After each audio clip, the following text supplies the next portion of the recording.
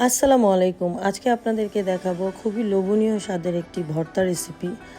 তো সেজন্য আমি এখানে শুটকি ধুয়ে নিয়েছি। এখানে আমি বাঁশপাতার শুটকি অথবা শীতল শুটকিও অনেকে বলে, তো ধুয়ে আমি ভেজে নিচ্ছি। এখানে আমি কোনো পানি ইউজ করিনি। ধোয়ার সময় যে পানিটা ছিল, অতিরিক্ত পানিটা, সেটাই দিয়েই এটা সিদ্ধ হচ্ছে। আস্তে আস্তে কম আঁচে আমি ভেজে নিব। বড় বড় যে কাঁটাগুলো ছিল সেগুলো আমি বেছে নিচ্ছি, কাঁটাগুলো সরিয়ে ফেলবো।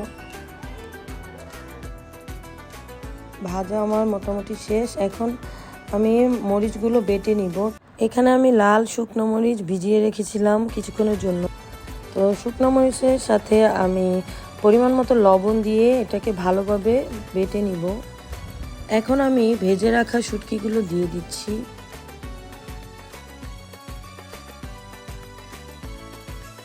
এই পর্যায়ে আমি পেঁয়াজগুলো দিয়ে দিচ্ছি। তো পেঁয়াজটা আমি পুরো মিহিন করে বাটবো না। এই তো আমার শুটকির ভর্তা রেডি। এইভাবে বাসায় একবার হলেও ট্রাই করে দেখবেন। আজকের ভিডিওটি যদি আপনাদের ভালো লেগে থাকে তাহলে লাইক, কমেন্ট এবং সাবস্ক্রাইব করে আমার পাশে থাকবেন। আল্লাহ হাফেজ।